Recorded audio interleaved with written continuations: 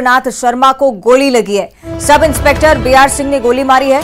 इलाज के लिए अस्पताल में उन्हें भर्ती करवाया गया है। पुलिस के अधिकारी मौके पर मौजूद हैं। बताया जा रहा है कि गंभीर स्थिति में अस्पताल में फिलहाल भर्ती हैं टीआई हितेंद्र नाथ शर्मा। रीवा से बड़ा मामला सामने आया है। सब इंस्पेक्टर बीआर सिंह ने गोली मारी। क्या विवाद रहा, कैसे ये सब हुआ, अभी तक स्पष्ट नहीं हो पाया है। प्राथमिक तौर पर जो जानकारी सामने आई वो हम आपको लगातार बता रहे हैं। इलाज के लिए अस्पताल में भर्ती उन्हें करवाया गया है।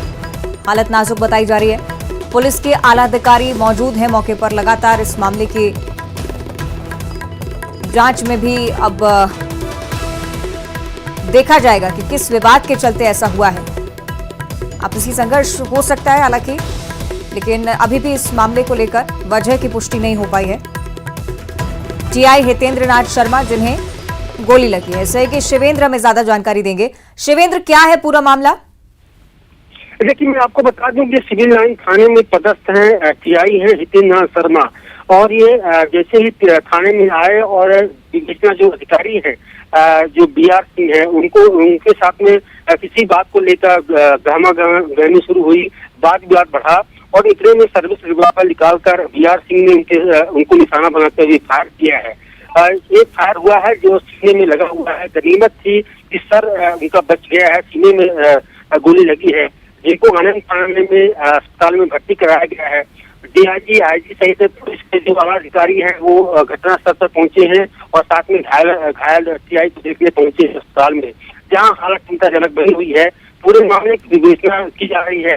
हालांकि इस पूरे मामले में पुलिस कुछ बोलने को तैयार नहीं है कि विवाद की वजह क्या थी और क्यों एसआई ने टीआई पर जानलेवा हमला किया, गोली मारी। पुलिस विवेचना के बाद ही कुछ हो पाएगा कि क्या वजह क्या है। शिवेंद्र, विवाद को लेकर अभी तक यानी कि कुछ स्पष्ट नहीं हो पाए, किस वजह से सब हुआ? पहले क्या ऐसी कोई जानकारी सामने आती रही? देखिए, इस पूरे मामले में न तो पुलिस अधीक्षक बुजुर्ग सिंह कुछ बोलने को तैयार है, न तो जो डीआईजी है मिथिलेश शुक्ला, उनका कहना ये है कि विवेचना की जा रही है। पहले टीआई के स्वास्थ्य पर ध्यान दिया जा रहा है, पहले वो स्वस्थ हों और इसके बाद ही आगे कुछ कह पाएंगे। लेकिन जो जानकारी मिल पाती है किसी विवेचना को लेकर इनके टीआई और एसआई के बीच में विवाद हुआ और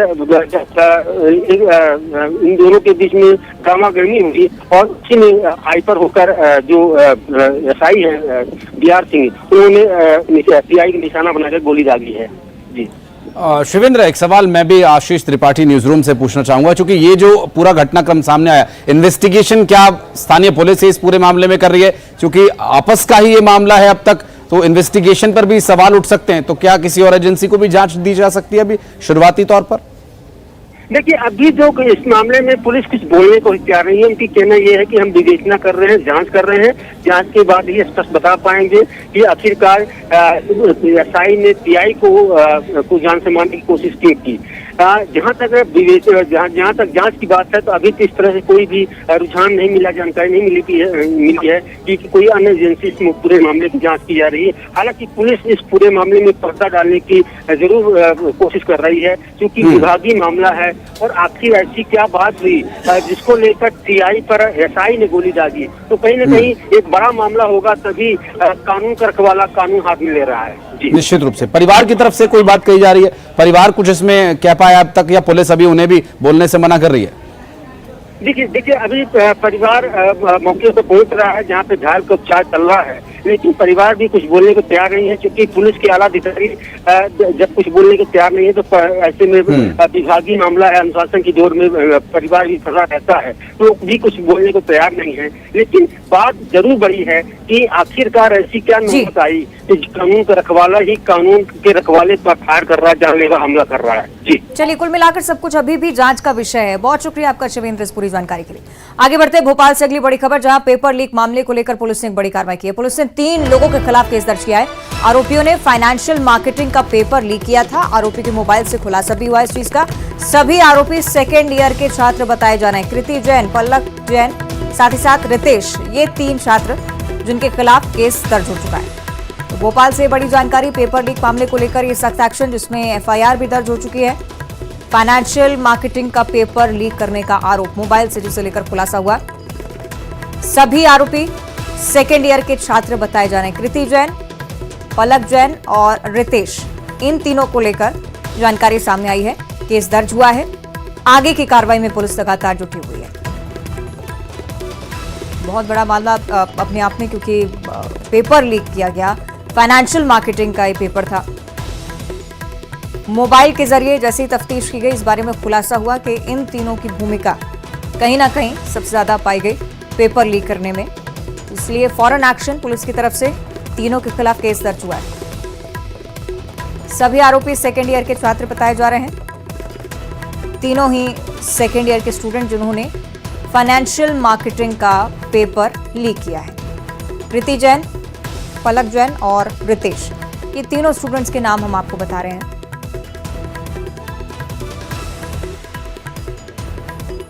भोपाल से बड़ी जानकारी। तीनों स्टूडेंट्स के खिलाफ केस दर्ज हो चुका है। आगे की कार्रवाई में पुलिस लगातार जुटी हुई है। आरोपियों ने फाइनेंशियल मार्केटिंग का पेपर लीक किया था और जब मोबाइल के जरिए इस बात की तफ्तीश हुई तो मोबाइल में इसे लेकर सुराग भी पाए गए। सहयोगी अनुराग हमें ज्यादा जानकारी देंगे। अनुराग, क्या कुछ कार्रवाई अभी तक पुलिस की तरफ से इस मामले में? देखिए, ये खबर निकल कर आई थी कि फाइनेंशियल मार्केटिंग का जो पेपर है वो लीक हुआ है और कुछ छात्रों के द्वारा ये मोबाइल पर पेपर लीक करने की जानकारी निकल कर आई थी और उसके बाद इस पेपर की जो परीक्षा है उसको टाल दिया गया था। लेकिन इस पूरे मामले को लेकर जब पुलिस को शिकायत की गई तो पुलिस ने इस पूरे मामले को लेकर पड़ताल की और 3 लोगों पर जो है मामला दर्ज किया गया है। गोविंदपुरा थाने ने ये पूरी की पूरी कार्रवाई की है और इस पूरे मामले में पुलिस को जो जानकारी मिली है उसमें मोबाइल के जरिए ये जो पूरा का पूरा पेपर जो है लीक करने की जानकारी निकलकर सामने आई है। तो पुलिस अब इस बात को लेकर भी पड़ताल कर रही है कि इसके पीछे क्या कोई गिरोह काम कर रहा है या फिर किसी की मिलीभगत के जरिए ये पेपर लीक किया गया है। तो ये पूरे मामले की पड़ताल की जा रही है और शुरुआती तौर पर अभी जो जानकारी निकल कर आई है उसमें 3 छात्रों पर मामला दर्ज किया गया और ये तीनों के तीनों छात्र सेकेंड ईयर के छात्र बताए जा रहे हैं। तो कुल मिलाकर अब इस पूरे मामले को लेकर पुलिस इस बात की पड़ताल करने में लगी है कि पेपर लीक शुरुआत में कहां से हुआ था और कौन कौन लोग इसमें शामिल थे। इस पूरे मामले को लेकर पुलिस अब पड़ताल करती हुई नजर आ रही है। जी, बहुत शुक्रिया आपका इस पूरे मामले पर जानकारी देने के लिए अनुराग। चलिए आगे बढ़ते हैं। बात करेंगे ग्वालियर से इस वक्त की अगली बड़ी खबर की, जहां एमपी में नर्सिंग परीक्षाओं पर जो रोक लगाई गई थी उसे बरकरार रखने का फैसला। ग्वालियर हाईकोर्ट में नर्सिंग परीक्षा को लेकर अहम सुनवाई हुई है। हाईकोर्ट में सीबीआई ने नर्सिंग कॉलेज की जांच रिपोर्ट पेश की। सीबीआई ने एमपी के 271 में से 140 कॉलेजों की रिपोर्ट पेश की थी। 50% कॉलेज यानी कि खामियों के साथ संचालित होना उनका पाया गया। आईएनसी के डेटा में छेड़छाड़ पाए जाने पर कोर्ट के सख्त तेवर नजर आए। उनकी तरफ से कहा गया कि जिम्मेदार अधिकारियों पर एफआईआर भी की जाएगी।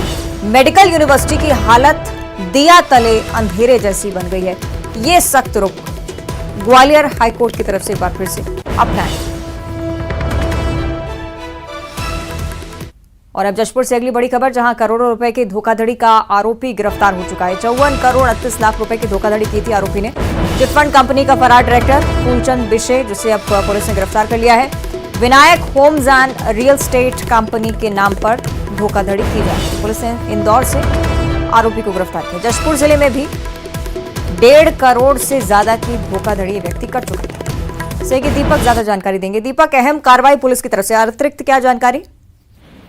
जी अंतिका, मैं आपको बताऊं कि ये पुलिस ने एक बड़ी कार्रवाई की है। दरअसल ये जो चिटफंड कंपनी का डायरेक्टर है, पूरे प्रदेश में लगभग 54 करोड़ 38 लाख रुपयों की इसने ठगी की है और लगभग 11,000 निवेशकों से ये ठगी की गई है। और प्रदेश के विभिन्न जिले, रायपुर, जांजगीर, बलरामपुर समेत कई जिले हैं जहां इन्होंने ठगी की है। और इस मामले की शिकायत जो है लोगों ने अपने अपने थाना क्षेत्रों में की थी और सभी चीजों की पुलिस जो है आरोपी की तलाश कर रही थी। और ये जो चिटफंड कंपनी का डायरेक्टर है, इसकी गिरफ्तारी उज्जैन से की गई और उज्जैन में ये एक झोपड़ी बनाकर वहां पर छिप कर रह रहा था। और इस कंपनी में इसके 2 बेटे भी शामिल हैं और बताया जा रहा है कि इनका जो एक बेटा है वो MBA किया हुआ है और एक जो दूसरा बेटा है वो BSc किया हुआ है। तो इन के पढ़े लिखे बेटों ने जो है वो सुनियोजित तरीके से अपने पिता को जो है चिट फंड कंपनी का डायरेक्टर बनाया और लगभग 11,000 लोगों से 54 करोड़ की जो है वो धोखाधड़ी की है। फिलहाल पुलिस ने बताया कि इस मामले में जो है एक आरोपी की गिरफ्तारी पहले हो चुकी थी और अब चिट फंड कंपनी का जो डायरेक्टर है उसकी गिरफ्तारी हुई है और अभी शेष आरोपियों की पुलिस जो है तलाश कर रही है। पुलिस का कहना है कि जल्द ही बाकी आरोपियों की गिरफ्तारी भी हो जाएगी। ठीक है, बहुत शुक्रिया आपका दीपक। इंदौर की आगे बात करेंगे। केंद्रीय गृह मंत्री अमित शाह एक बार फिर से मध्य प्रदेश के दौरे पर रहने वाले हैं। 30 जुलाई को इंदौर आने वाले हैं केंद्रीय गृह मंत्री। बीजेपी के बूथ कार्यकर्ताओं को संबोधित करने के लिए अहम दौरा उनका माना जा रहा है। बीजेपी ऑफिस पर राष्ट्रीय महासचिव कैलाश विजयवर्गीय तैयारियों की बैठक भी लेने वाले हैं। कल ही अमित शाह पहुंचे थे, बैठकें की थी सिलसिलेवार राजधानी भोपाल में और अब इंदौर के लिहाज से बड़ी जानकारी। केंद्रीय गृह मंत्री अमित शाह 30 जुलाई को इंदौर आने वाले यानी कि अब से ठीक 3 दिनों बाद अमित शाह एक बार फिर से मध्य प्रदेश में होंगे। सिलसिलेवार बैठकों का दौर बीजेपी में लगातार बढ़ता हुआ। राष्ट्रीय महासचिव कैलाश विजयवर्गीय इस बार तैयारियों का जायजा लेने वाले हैं।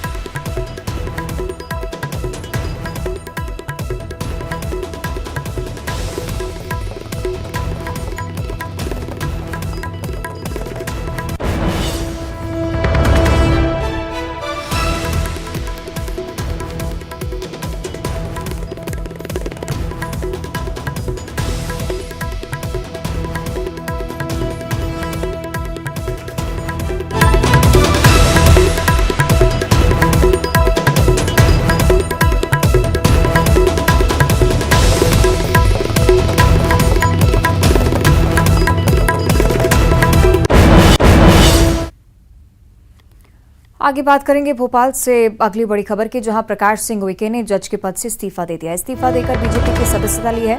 प्रकाश उइके फिलहाल दमोह डिस्ट्रिक्ट कोर्ट में पदस्थ हैं। छिंदवाड़ा के पांडोरना के रहने वाले प्रकाश उइके कटनी के सोहन सिंह ने भी बीजेपी की सदस्यता ग्रहण की है। दोनों ही आदिवासी वर्ग से आते हैं। बहुत बड़ा कहीं ना कहीं फायदा बीजेपी को फेरबदल के चलते हो सकता है। भाजपा सरकार की रीति नीति से प्रभावित होकर माननीय प्रधानमंत्री जी, माननीय मुख्यमंत्री जी के जिस तरह से जनजातीय क्षेत्रों में उनके द्वारा जो विकास कार्य किए गए उनसे प्रभावित होकर मैं आम कार्यकर्ता की तरह भारतीय जनता पार्टी में आज शामिल हो गया। जनजातीय समाज के लिए विगत सत्ता में बैठे वो लोग जो जनजातीय समाज को मात्र एक वोट समझते थे और लगातार उन्होंने उनका वोट बैंक ही समझा, उनके उत्थान के लिए, उनके सर्वांगीण विकास के लिए कभी कुछ करते हुए दिखाई दिए नहीं। भोपाल से अगली बड़ी खबर, जहां दमोह के पौड़ी तालाब फूटने का मामला सामने आया और अब जल संसाधन विभाग की तरफ से एक बड़ी लापरवाही भी सामने आती है। जबेरा विधायक ने जल संसाधन मंत्री को 2 बार चिट्ठी लिखी थी। तालाब के रखरखाव के लिए ये चिट्ठी 2 बार लिखी जा चुकी थी। विधायक धर्मेंद्र सिंह लोधी ने मंत्री तुलसी सिलावट को ये चिट्ठी लिखी थी। मार्च 2023 में विधानसभा में ध्यानाकर्षण की सूचना भी लगाई गई थी। न्यूज 18 के पास पत्र और ध्यानाकर्षण की सूचना देने की कॉपी भी मौजूद है। ये तस्वीरें जिसकी दिखा रहे हैं आपको। बार बार चिताने के बाद भी जल संसाधन विभाग ने इसकी सुध नहीं ली। 30 साल पुराना पौड़ी तालाब अफसरों की लापरवाही की वजह से फूट गया। ये तस्वीरें इसकी हम आपको दिखा रहे हैं। लगातार ध्यान आकर्षित करने के बावजूद जल संसाधन विभाग की तरफ से इस पर कोई जवाब नहीं आया और उसके बाद दमोह के लोगों को इतना बड़ा संकट झेलना पड़ा। और बात करेंगे हमारे सहयोगी अनुराग इस पूरे मामले पर ज्यादा जानकारी देने के लिए जुड़ गए। अनुराग, अमूमन बारिश में नदी नालों का बढ़ना, तालाब का फूटना स्वाभाविक सी बात है, लेकिन तालाब है, इसका दायरा सीमित है, भ्रष्टाचार की बू आ रही है इसमें से। बिल्कुल, देखिए कई तरह के सवाल उठकर खड़े हो रहे हैं कि 30 साल पुराने इस तालाब के मेंटेनेंस के लिए, रखरखाव के लिए, सुधार कार्य करने के लिए स्थानीय विधायक, बीजेपी के विधायक हैं धर्मेंद्र सिंह लोधी, उन्होंने न सिर्फ जल संसाधन मंत्री तुलसीराम सिलावट को कई बार पत्र लिखा, बल्कि विधानसभा में ध्यान आकर्षण की सूचना के जरिए भी सरकार का ध्यान आकर्षित करने का काम किया। लेकिन हैरत करने वाली बात है कि विधानसभा में सूचना देने के बाद, विभाग में जानकारी होने के बाद, जल संसाधन मंत्री को पत्र लिखने के बाद इस जो बीजेपी के विधायक हैं उनकी शिकायत पर कोई कार्रवाई नहीं हुई और बीते दिनों ये तालाब फूट गया, जिसकी वजह से न सिर्फ 13 गांव जो है बाढ़ में प्रभावित हो गए, बल्कि 1700 से ज्यादा परिवार बेघर हो गए। तो इसके लिए लापरवाह कौन है? 2 अफसरों के खिलाफ शुरुआती तौर पर कार्रवाई की गई है, लेकिन क्या ये काफी है? सवाल इस बात को लेकर है कि जब स्थानीय विधायक, सरकार बीजेपी के विधायक जब इस मामले को लेकर सरकार का ध्यान आकर्षित कर रहे हैं तो आखिर जल संसाधन विभाग ने इसको गंभीरता से क्यों नहीं लिया, क्यों इस पर कार्रवाई नहीं की गई और बारिश तक का इंतजार क्यों किया गया? क्योंकि जो ध्यानाकर्षण की सूचना है वो मार्च 2023 में जो है विधायक की तरफ से दी गई थी, यानी कि बारिश के पहले ये सूचना दी गई थी। लेकिन विभाग के अफसर इस बात का इंतजार करते रहे कि झमाझम बारिश होगी, तालाब भरेगा और उसके बाद डैम फूटेगा और उसके बाद इतनी बड़ी बर्बादी होगी। तो निश्चित तौर पर एक बड़ी लापरवाही निकलकर सामने आ रही है। चलिए देखना होगा आगे क्या कुछ होता है इस मामले को लेकर। बहुत शुक्रिया आपका अनुराग जानकारी के लिए। और बढ़ते हैं आपको और लिए चलेंगे आपको बाबा महाकाल के दरबार, जहां पहुंचे हैं मखमली आवाज के मालिक जुबिन नौटियाल, जिनकी रुमानी आवाज को सुनकर लोग मंत्रमुग्ध हो जाते हैं। वो बाबा महाकाल के भक्त हैं और बाबा के दर्शन के लिए पहुंचे जुबिन नौटियाल ने बाबा के शरण में माथा टेका और त्रिपुंड लगाकर बाबा के गर्भगृह में जाकर बैठे और बाबा महाकाल को श्रावण के मास में उन्होंने याद किया। दरअसल इस दौरान उन्होंने बाबा महाकाल का अभिषेक भी किया और नंदी हॉल में बैठकर संकीर्तन किया। तस्वीरें आपको दिखा रहे हैं जहां नंदी हॉल में जुबिन नौटियाल बैठे हुए हैं। जुबिन नौटियाल प्रसिद्ध पार्श्व गायक और जुबिन नौटियाल को बाबा के दरबार में आप देख सकते हैं। इस वक्त आपकी टीवी स्क्रीन पर ये तस्वीरें हम आपको दिखा रहे हैं।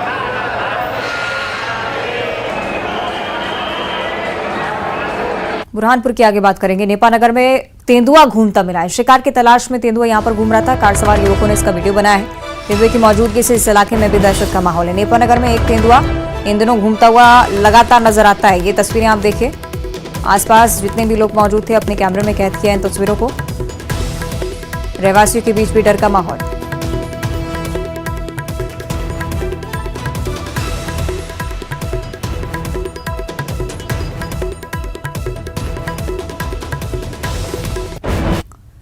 और इसी के साथ बुलेटिन में इतना ही। नमस्कार।